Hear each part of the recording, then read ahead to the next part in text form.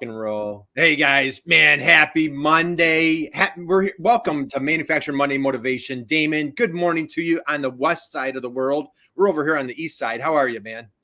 I'm awesome. I'm laughing so hard I'm crying, man. This is awesome talking to Carl already. All right, we've got to dig right in. So, man, Damon, we're blessed with once again another celebrity.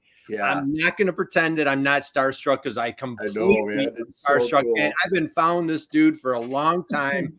Huge respect, massive admiration for our dear friend Carl Brown. Carl, how are you, dude? Hey, I'm great. Happy Monday. Happy Monday. They say it's money making Monday. You can't get a better day. Let's have some fun and make some money.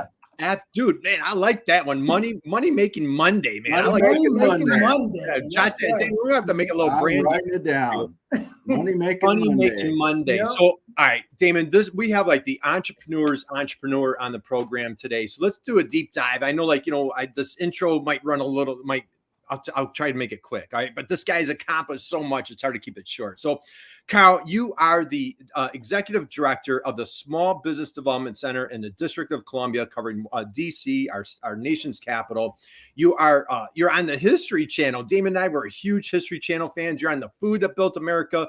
You have another fun program that you're on that we were just dying before we went live here. So we're going to talk about that today. You have a great radio show now. I believe your radio show is on Sirius, right? Sirius XM channel 141.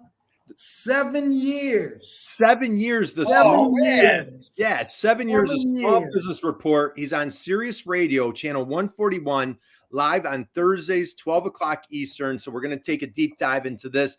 Now, Carl, now did you go to Howard University? Absolutely.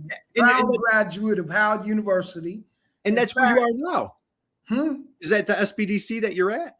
Yes, I am. I'm sitting in the School of Business right now. How cool is that? So a couple things, and I want to take a deep dive into this. So when you look at guys, first off, connect with Carl here on LinkedIn. He is a rock star. You'll thank Damon and I later for introducing you to Carl. Just an entrepreneur, his passion, energy, expertise off the charts.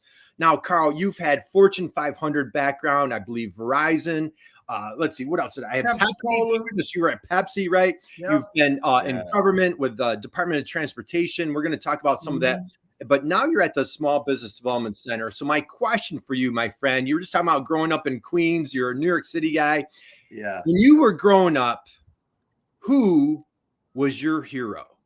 Dude, you've accomplished so much. We'd love to hear, who was your hero growing up that really inspired you today? Let me tell you, I'm gonna surprise the hell out of you. Lay it on me. My dad was, what's Dad's name? I'm a junior. So Carl right. Senior. Yeah. Let's hear about Carl Senior. What went on? Why was he your hero? My dad graduated high school at the age of 15. Wow. And then went in, he went to the Army, spent a little time in the Army, and then came out and had his own business for many years. And then, became a sky cap at JFK and raised 4 boys. My oldest brother was a lawyer. He passed on, but he was a lawyer, and he was the highest ranking unelected a government employee in New York State or New York City.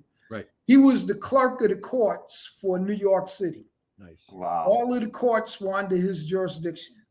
And then my next brother he was in law enforcement before he retired. Then it was me. And then my youngest brother is a lawyer as well, intellectual property, one of these science type guys who studies cells and all this other craziness, stuff that I don't even understand, but he's a lawyer doing that. So not bad for a sky cap at JFK, huh? What do you think? Well, hey, how about a big round of applause for Carl Senior, man. Our hats off to producing 4. I'm sure it wasn't. He had a lot of tough days raising you 4. Oh yeah, I bet he did. Oh my God. You talk about barroom fights. We used to have them in the house, break furniture up. It was crazy. So, but other than my dad, it was, Martin Luther King, John F. Kennedy, Robert Kennedy, because, understand, when you got 4 guys, and I have a master's in government. I mean, so my father always preached that you can make change inside. It's not always outside that you make changes. You have to be there and understand the policy. And so they talked about, democracy in my house all the time. Nice. They used to, my uncles and my dad, they used to get together all the time. My house was like, we used to have all the family gatherings, Thanksgiving, Christmas, and all that. And then it flowed down to us because when after school, our house was like where all the kids hung out. Yeah. And I walk home and there was a bunch of kids in the house, and I'm going, who are these kids? You had Grand Central right at the house, right at the Brown house. Everybody would come through, and my dad would cook in big pots. Yeah. Okay, so everybody ate. You think about Meals on Wheels, we did meals by walking. My dad would dish out plates, and he would say, take this over to Jimmy White's house. Take this one over to Anita's house. Take this one over to... He fed the community.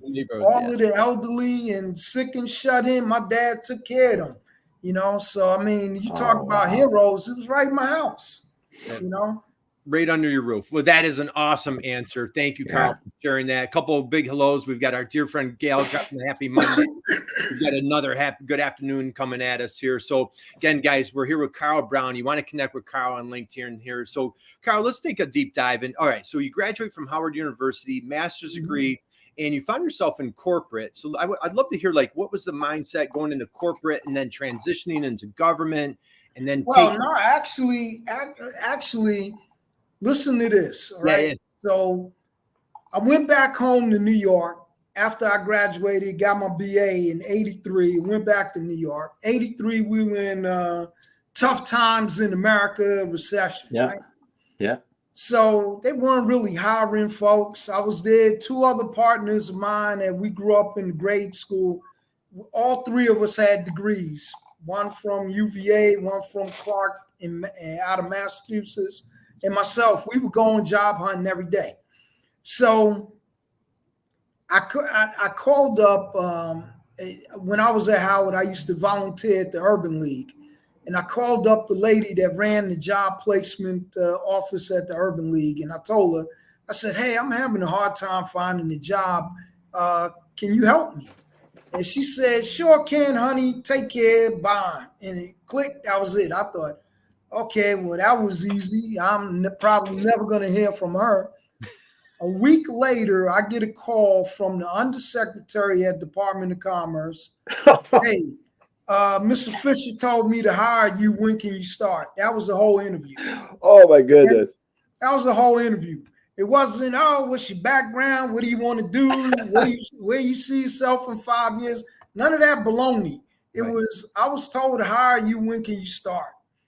I was like, hey, 2 weeks. Boom. I was here, started my career at the U.S. Patent and Trademark Office in procurement and never looked back.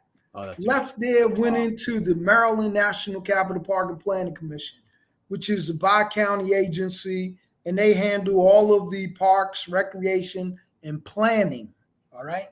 So I handled all of the contracts for that. So a lot of construction. We were building facilities. So we built the Equestrian Center. We built the College Park Airport Museum. We did the redevelopment of downtown Silver Spring. These are some of the big projects that I was working on. Regional in a sense, local in a sense, all right?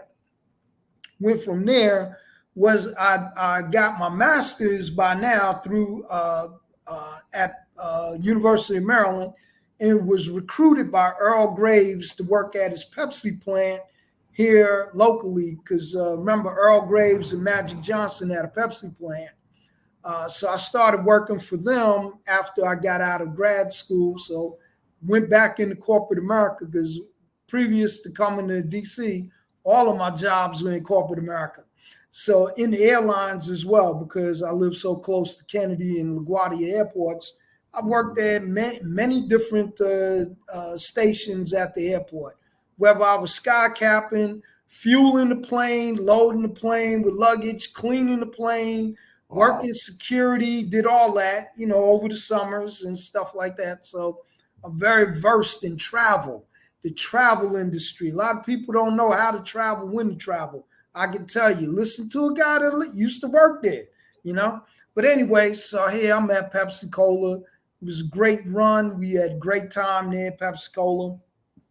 Earl sold the franchise back to corporate Pepsi. They offered me a job. I was like, nah, I think I'm going to stick around because they wanted me to move out of state. And I wanted to stay here because my brothers were living here. So I wanted to be close to them. So I left there and went over to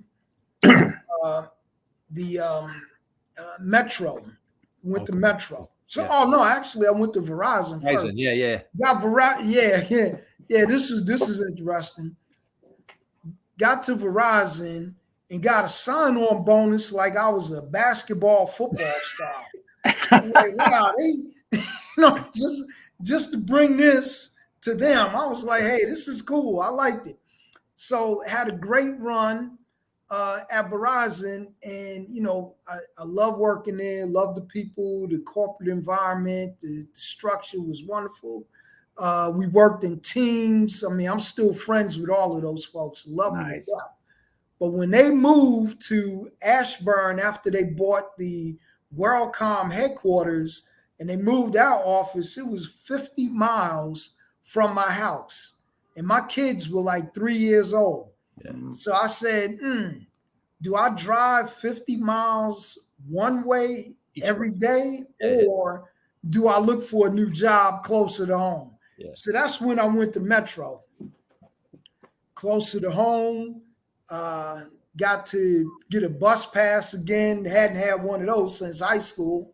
So get on the train and bus for free, you do your thing. Loved the job, but it wasn't like corporate. It wasn't a pleasant experience. But regardless of that, I was able to get like 3-4 promotions right away. Nice. After they realized who I was now then in a acting assistant general manager. Not bad. I came in as a director and went on up the food chain. Stayed there for a while, said, hey, I got to go. Then I went over to, and this is like a dream come true job. I was working for Milk Peterson and Prince George's Community College, working with minority vendors to help them do work at the National Harbor that everyone loves. And we were working with them, creating a pipeline, put together a bunch of classes, coursework to help them understand how to do estimating and blueprint reading and all this. And then we were able to give them jobs. So there was a carrot at the end of the stick. So we were helping small businesses get opportunities out at the National Harbor. Then I got recruited again to go back into the government and in the district. And I said, I had to say yes. I mean, when people recruit you, they're looking to pay you a bunch of money. And I was like, okay, I can deal with that. So I came into the district, and then a couple of friends came to me and said, Carl, there's a job opening up at Howard University to run the Small Business Development Center. You need to apply. So I applied, and I tell you, I never looked back. And I get, people send me emails on a regular basis. Are you looking for a new job? Like, no way. You're in the perfect. You found home. You found home. I'm where I want to be. I used to live. You can't see, but I used to live right across the street when I went to Howard. Oh, is that awesome? Cook Hall, right there. Isn't that right there? The football field's on the other side of Cook Hall. I mean, I'm in the middle of the campus.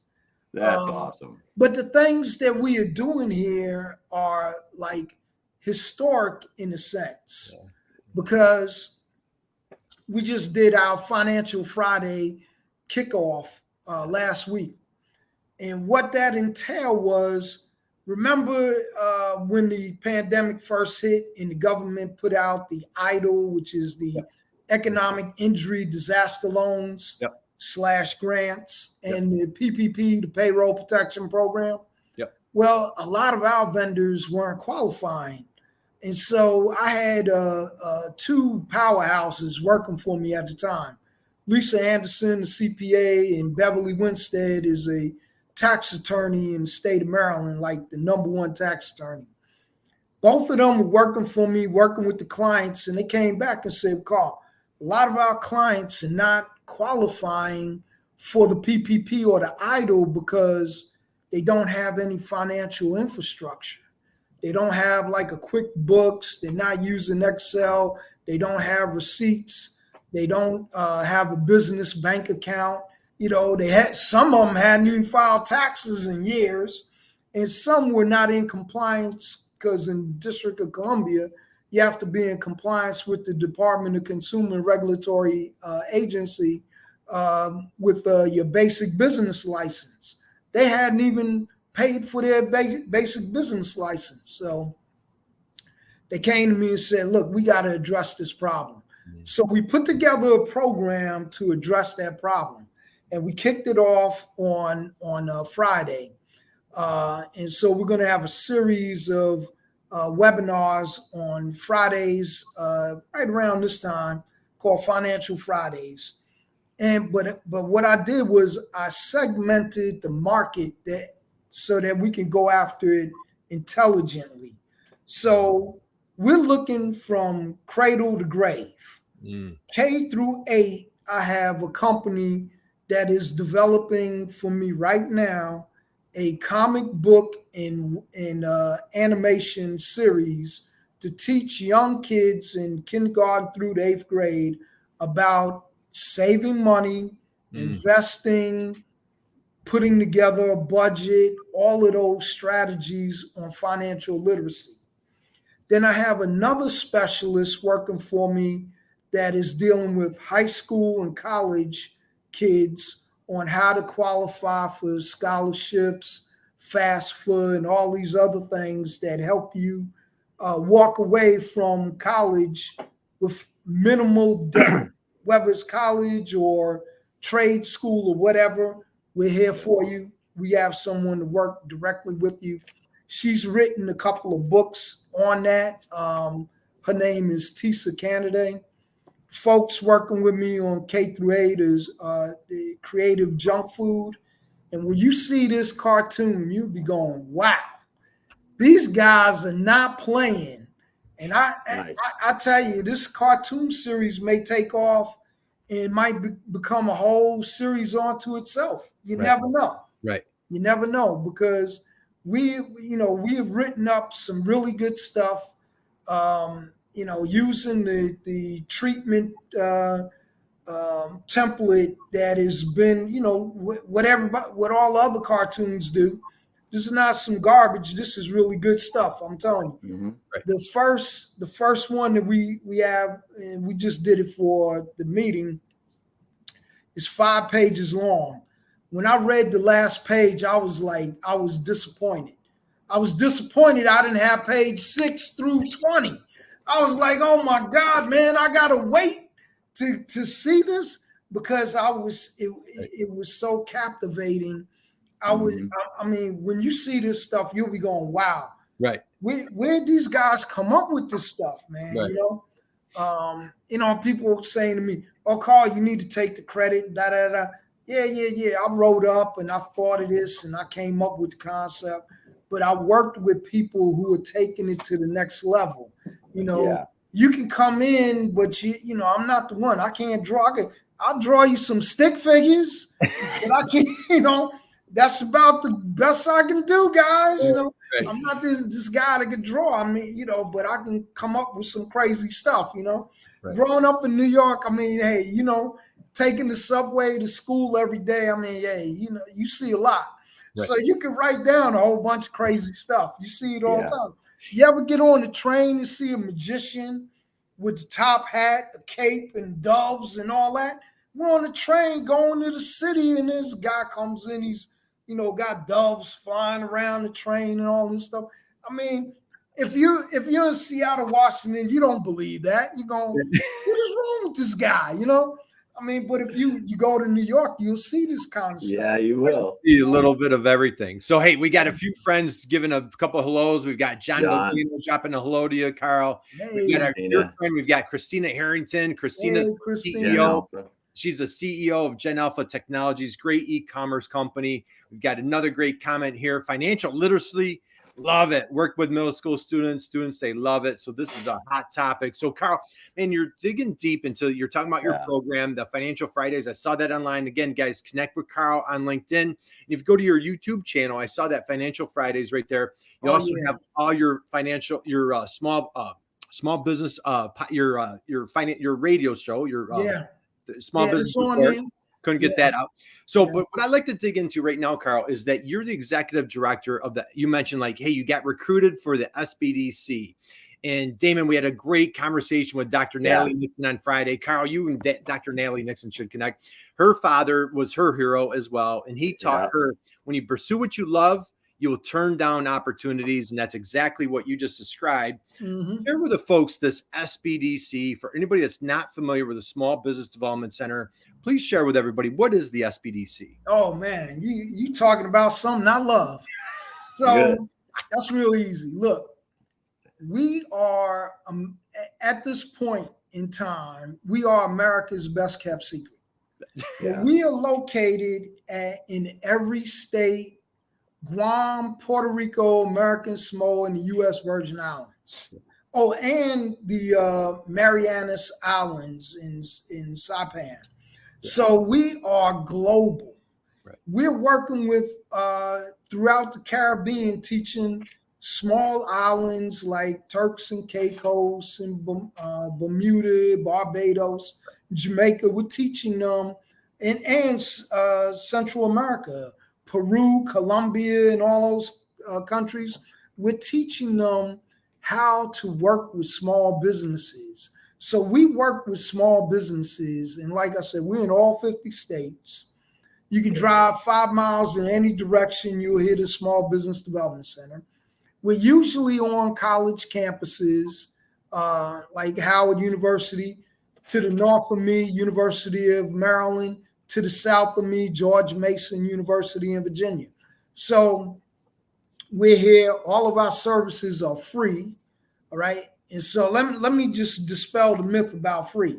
You see all that stuff behind me? Yep. All that stuff? Yep. All that costs money, right? Yeah, right.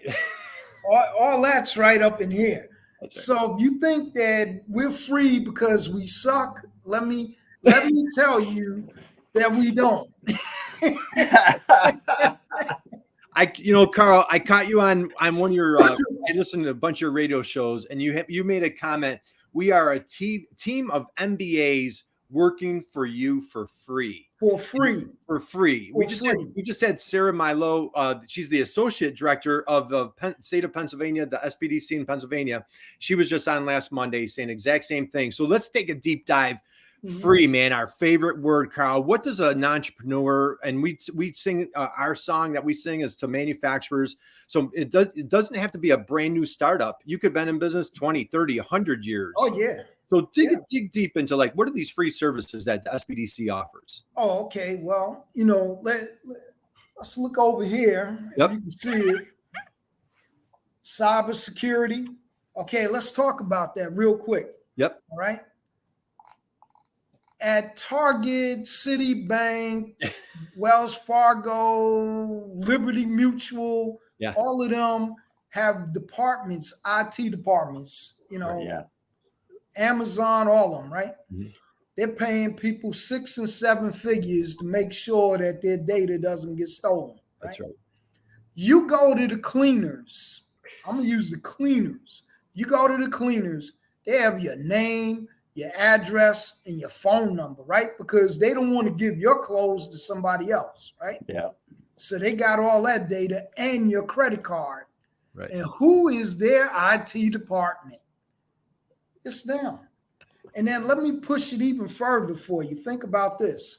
When you bought a new computer last year, 10 months into having this new computer, you started getting from North, not Nortel, but whatever cyberware is on your computer. They started sending you messages about, oh, it's about to expire. You need to re-up. Yeah. Right. And what do? We never re-up.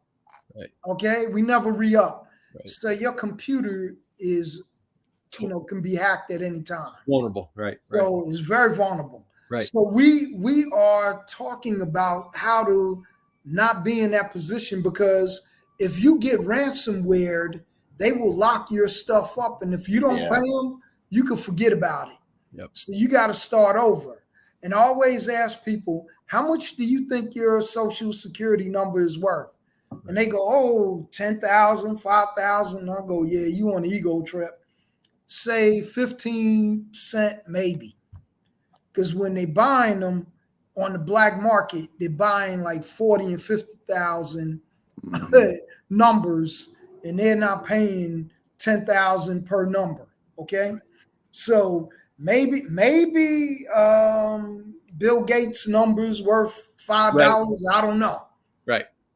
But the average, you and me, 5 cent, 10 cent. Yeah. Couple pennies. Right. If the ego aside, hey, we're great guys, but hey, we ain't that expensive. So cybersecurity is a big thing. Next one, financial literacy. I just went through that. Yeah. We're not qualifying for the loans that we need because of the things that we're not doing. So it's a behavior thing that we need to focus on and change, right? Yep. And then ESOPs and co-ops, right? Yep. Employee stock ownership program and co-ops, right? Yep. Now, people overlook this, but guess what?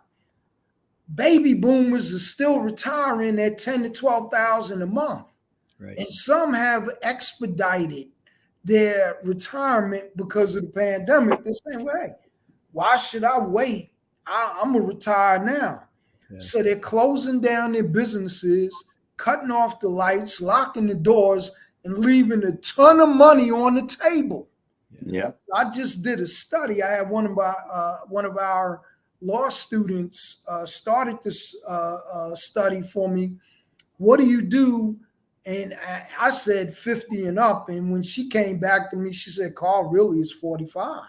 Mm-hmm. If you get that tap on the shoulder at 5 o'clock on Friday, hey, Carl, we're going in a different direction. Today's your last day. Well, guess what? I still got to eat tomorrow. Yeah. Right. What do I do? Well, we're trying to focus folks on buying existing businesses. Mm-hmm. Like I just mentioned, baby boomers are walking out 10 to 12,000 a month. There's revenue. These businesses are generating revenue.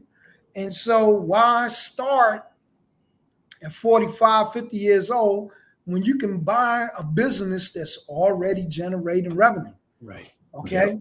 And we're trying to convince the SBA to use money through the 7A program to allow you to do that. Okay. So it's about education and enforcing the hand a little bit to say, hey, this is a good way to help small businesses.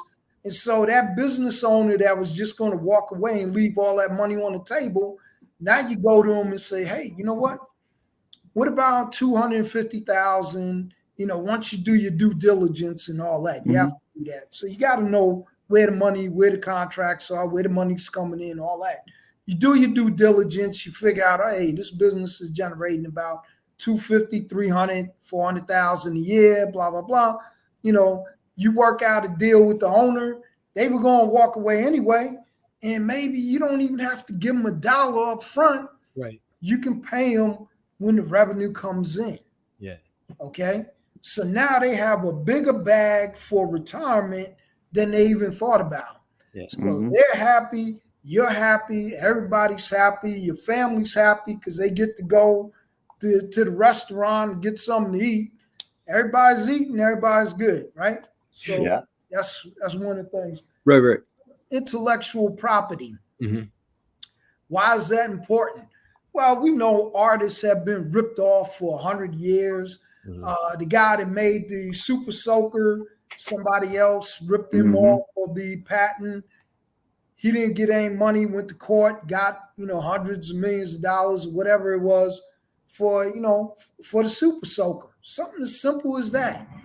But historically, people have been writing music forever and a day, never getting credit for it, putting recipes out there, never getting credit. So we're teaching them, look, and Howard University has a patent trademark resource center right here in the School of Business Library. Oh, nice. So we can work with you on getting your patent, doing your initial research, so you're not spending thousands of dollars, and it's really, incumbent upon you to help us help you. Come in, we can do the research. The librarian is there. She's a partner with us, hand in glove. We work together daily. So, one of the good things. Disabled businesses. Let me tell you, folks, disabled businesses are some of the hard of hearing community. We have Gallaudet University, one of the premier universities serving the hard of hearing and deaf community in the country. All right. Right down the street from Howard University. All right. When I heard from them, because, I have a big tank, I don't leave anyone unless you don't want any partners. I don't leave anyone alone. I work with any and everybody. Yep. I went over to Gallaudet and they were telling me about the poverty rate of their students, of their small business owners. I mean, it's astronomical. Yeah. And for us to leave that community and not service them, to help them, the entire disabled community. We're working with them. We have a partnership with the the National Disability Institute. They're doing wonderful work. We're partnering with them because this is what we're about. We're about making everybody whole, helping everybody out. We don't have any secrets. We don't have any trade secrets. Hell, I'm online with you guys. That's right. I want everybody to know about us. Come on in. We're here to service you. And then, international trade. I mean, people, well, I'm even go even deeper than international trade. Yeah. International trade is a wonderful thing. You can go sell your products and services to Europe, Africa, Asia, all those wonderful places all throughout the Caribbean. They need everything that we have. Granted. But guess what? So does the folks in Montana and Minnesota and Miami and everywhere else. A lot of people, they only look at their one community and they this is where they're going to sell. This is where they're going to service. And I'm saying, wow, that's so limited. Get out of the box. Right. Go to Jersey. Yeah. Go to Jersey. Yeah. There's a few people that live there. I mean, and Baglino, our friend, lives there, and we got another great comment. Wonderful work here, Carl Brown. So thank you. I got Diane Byer and Chris Young or some of those comments. Awesome. On here. So, Carl, we've a lot of exciting things, and I want to slide into. So again, SBDC guys, wherever you're at, there's nearly 1,000 centers throughout the country. As Carl just mentioned, I know here in New York alone, we have over 22 centers. And I think y'all have like 75. Yeah, it's a lot of regional centers. You have the main hubs, and then they have a lot of regional centers. So there's a ton of opportunity here. And John, hey, we got to give you a shout out. John Baglino says, "Hey, come to New Jersey." Thank you, John. Hey, John's really Brosnan in New Jersey at Rutgers is doing a hell of a job. Exactly. So let's slide into this, Carl. So sliding into those topics. Now you're doing a great job. So wherever those entrepreneurs out there, again, if you're starting out brand new, SBD is phenomenal. However, if you've been in business for 10, 20, 30 years and you're thinking, man, SBDC, that's for those startups, that is not correct. It doesn't matter how long you've been in business. Look at all those opportunities. And Carl was just talking about, and this is Damon's expertise, those succession planning, exit strategy opportunities. Oh, yeah. Woo. Connect with your SBDC. Now, Carl, let's talk about your radio show, dude. This is phenomenal. Small Business Report. And a lot of those topics that are right over your shoulder, you're bringing other subject matter experts, other SBDC advisors, state directors, community directors, bankers, corporate. You've brought in all sorts of folks that you interview. Talk about talk about your radio show. What are some of these topics and what do you enjoy about that? So you hit the nail on the head. We had Max Barger from PNC, who is the succession planning senior vice president, talk about succession planning. Nice. I mean, you need to know what the end game is. We talked about the baby boomers leaving 10 to 12,000, every month, right? Well, guess what? Do they have a succession plan? Not when you're leaving all that money on the table. You have to think about, okay, well, can I sell a business? And that's something that a lot of people don't understand. They go, well, it said the business says Carl Brown. Why would I want to buy Carl Brown's business? Well, hell is Carl Brown today? And after you buy it and you get to know the clients, then you can bring them in on this whole renaming, rebranding process. Whoa, what a way to get closer to your clients. Yeah. Having them be a part of choosing the colors and the name of the business that they've done business with for 10, 20 years. Mm-hmm. And now you're saying, well, hey, you know what? Dave was a great guy, or Kurt was a great guy, Damon was a great guy. He retired, he moved on. It's under my purview now, but I need you guys to help me rebrand and rename this business. And you throw some concepts out there, and I'm telling you, everybody wants to be a part of that. I've watched small businesses grow because they got their customers involved in everything that they were doing, in the decisions they're making. So, like you're saying, you've been around 10, 20 years. You might need a refresh on your branding, on your color scheme, on your logo. Not like, remember what Coca-Cola did. Oh, we're going to change the hourglass and all that. And it didn't backfired and it didn't work. Some things are better left untouched. Right. Remember when they did that whole thing about the zero and all that?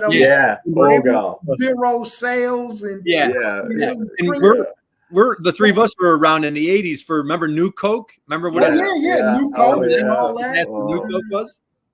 But there's certain things that you can touch, you can change, and no one will get upset, So, there's a lot of things that can happen. I mean, you've been around 20 years, but your technology's been around since 50 years. Yeah. You're still using pen and pad.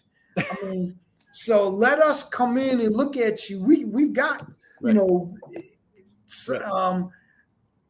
computer experts that can work with you. William McBurrow, he's got like 15 acronyms behind his name. Yeah. That's one of our guys. Okay. He's doing cybersecurity for us, but he can look at your whole system and come up with some new technology. There's all kinds of software out here now that you can use. Then there's convergence on your phone, your laptop, your desktop, Are you using the cloud to store things, or you still have a server in the basement of your office or somewhere where it could be flooded? Or better yet, remember when we all had to go under house arrest 2 years ago, under the pandemic, and, it was like a overnight type thing, Well, what if that happens again? Yeah. So everybody, people were saying, oh, well, all my stuff is in my office, but you can't get to your office, right? So are you storing it in the cloud? I mean, so there's a lot of things that we can do with a business that's been around 20, 25 years. I mean, think about it. Ebony and Jet Magazine went out of business. They were around for more than 50 years, right? Yeah. They needed a SBDC refresher. I mean, maybe we could have prevented them from going out of business. I mean, there's a lot of things that we could do. We could work with you on that. And like you said, Kurt, I got a whole team of MBAs and lawyers, et cetera, that can work with you on your business for free. These are your tax dollars at work. Yeah. Okay, these are your tax dollars at work. The SBA and Howard University funds the DC SBDC, right? The SBA and Howard University.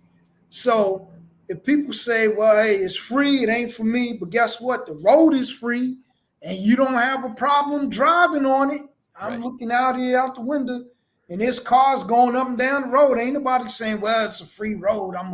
I'm not going to drive on it. No, everybody's driving on it. So take advantage of the things that are free, that are worth something. Right. You know, look at all that paper back there. All right.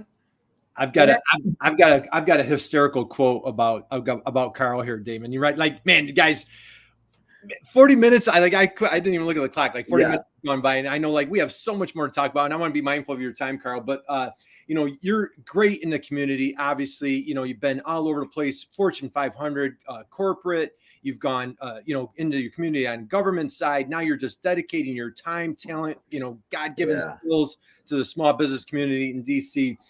Blunt talking Brown. That's a quote. Blunt talking Brown. That's awesome. We'll tell you the truth, like it or not. You're called a transformational leader, visionary, and I think what was it? Entrepreneur magazine had, or Black Entrepreneur had a great quote about you, about how you're dedicating yourself to your community. Carl, I want to slide into, because I know we're starting to run tight on time. Dude, a lot of our friends here are huge fans of the History Channel, and God, dude, I've watched every episode that you've been on. It's the food that built America. If you've caught this, the machines that built America. It's a great series for our fans of manufacturing. Talk a little bit about your experience on the food that built America with the History Channel. Well, it was a lot of fun doing it. I learned a lot, because believe me, they give you a topic, and it's up to you to do the research. So toys that built America. I mean, I had a 3-ring binder full of data on the toy industry. Yeah. Matchbox, Hot Wheels, Barbie, G.I. Joe, you name it. I went through it. I read about it, the history of it. I mean, because I didn't want to get there and they start asking you questions. You go, I don't know. You know, no, I got a whole community that I represent. Right. So I better know, you know, and they came and they said, well, hey, you know, what about Barbie? And then I could just rattle off, you know, all of the different things about Barbie, and, you know, the whole scuttlebutt behind the scenes about, well, you know, that doll, they shouldn't be, you know, young girls shouldn't play with it. You know, the whole story, we've heard all that. But, you know, one of the most interesting things that I learned during that whole process was about Dave Thomas and Wendy's. Yeah, that guy was phenomenal, because remember, you probably don't know, he was, you know, really an orphan and raised by other people. Yeah. And so his foundation is for kids that are raised in orphanages and all that. So that's one thing. Number two, he used to work for Kentucky Fried Chicken. Worked for the Colonel. Yeah, started Red and White Bucket. That was his idea. Yep. The menu, they had like 5,000 things on the menu. Dave was like, what are you guys kidding me? Right. He shaved down the menu to make it, you know, more palatable, and then increase sales. Right. And then he came up with the concept of the drive-in, or the driveway around. Drive-through, Drive-through. So you order in one spot, you pay in another, and you pick up at a third, all right? So you're constantly moving, because prior to that, guess what? You pull up to the window, you order, you pay, and you wait, and you wait, and you wait, and you wait, and then you get your burgers and you go, right? So this whole concept of you order over here, you pay over here, you pick up over there, you're constantly moving. So it's psychology. Yeah. That, I'm not wasting a whole lot of time. Right. You know, it's beautiful. It's genius. It was genius. And, you know, the other thing with Dave was fresh, never frozen. Yeah. What a brilliant, you know, and the thing is, like, you know, again, we were around in the 80s during those commercials when Dave became the face of the business. That's right. What a humble, like, he was a guy, you know, he was like the grandfather type, like you wanted to hang out with the guy. Yes. You know, I know, like, I believe you're heavy with like the scouts, with your family, with your big scouting family. Yeah. You could just see Dave Thomas hanging out, and just what an absolute brilliant mind he was. And Carl, you've been on you're a contributor on multiple of those programs. So I know a bunch of us are huge fans of the program, huge fans of yours, and thank you for your contributions to the Yes. History Channel. Now, before we went live, you had Damon and I in stitches talking about you're on a new show on the History Channel. Can you just share with folks? The fast history of the mob. I'll tell you, now, which is business, right? It's all about business. Always all about business. All about, I don't know anything nothing else. personal, right? Nothing personal. It's all business. All business. But my wife said, "Oh my God, you're gonna get us killed. You're talking about the mob." Look, they got mobsters talking to the police all day in the media. Come on. Yeah, what Sammy the Bull was just on Vlad TV. What, are you kidding me? I mean, they're not looking at me. They don't care about me, know. So, but no, it was a lot of fun to talk about it. I mean, growing up in Jamaica, Queens, and in fact, they got a movie on Showtime called The Supreme Team, and this is like not the mafia, but like the mafia in the sense that these guys were selling drugs and all that stuff. But the crazy part is these were all of my classmates in elementary and junior high school. My classmates, I'm looking at this thing and I'm going, oh, that's Mays, that's, class all reunion, these guys, right? All of them, grew up with them, see them in the community. When I go back home, I see them. Those that are not in prison, the ones that are out. Yeah. But it's just amazing. We used to see the mob all the time, It was like, you were watching that thinking you were looking at your class yearbook, right? Like, hey, class yearbook. One day I opened up the Daily News and they had the whole syndicate. Right. And I was like, from the top guy to the bottom, I was like, look, all these guys are my classmates. Oh, God. Couldn't believe it. Right. Well, at least a lot of overachievers there, Carl. So, well, hey, as we start winding again, I want to be, first off, thank you, Carl. Thank you. I know you are, my goodness, dude. I don't know how you sleep. You're doing 1,000 things. Awesome.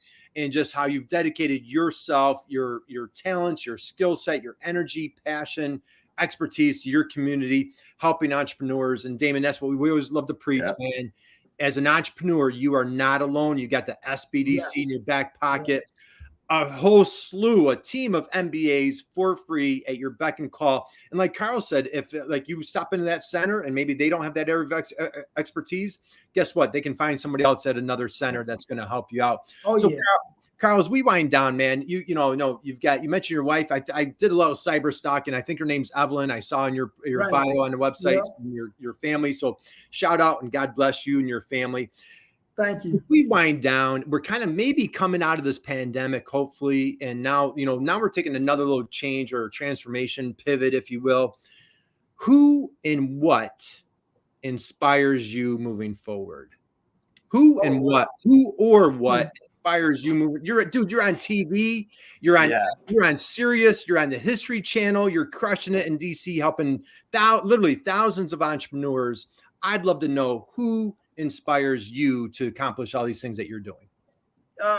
Well, the inspiration comes from my kids. Nice. That's awesome. My kids. I mean, at the end of the day, they're starting to see what I'm doing. Yeah. Now that they're in college and they're saying, well, your reach is pretty deep. Yeah.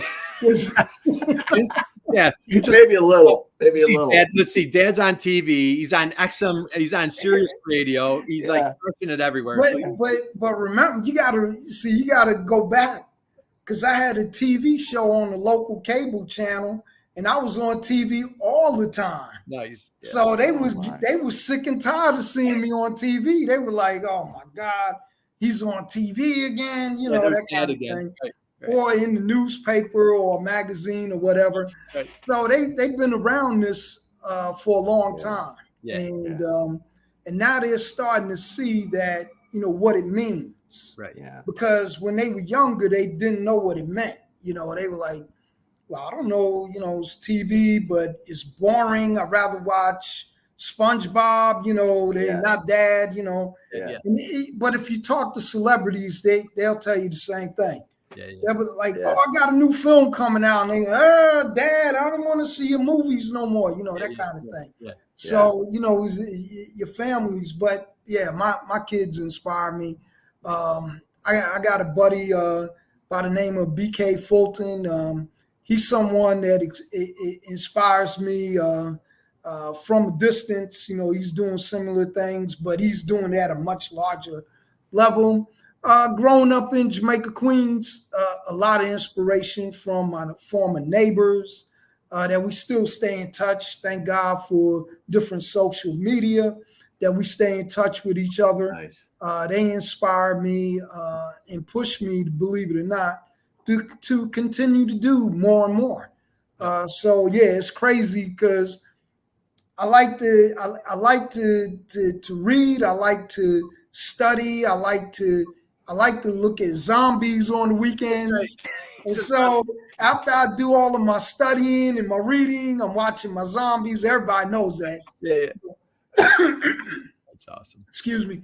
They go, yo, this guy's the zombie king. I think I've seen every zombie movie out there in every language. Yep. So if you got any pointers for zombie movies, friend me on LinkedIn and then tell me about it, because I sure love to see those zombies. But anyway, because, zombies are cat and mouse. That's a cat and mouse thing. They're chasing you. You got to get away, that kind of thing. It's all about the zombies. And we got another, we've got a great note here. It's all about your children that inspire you. So, and they themselves have, wanted to go into scouting. Yeah. My son came home in first grade, and he, we were sitting at the dinner table, and my daughter said, well, tell him.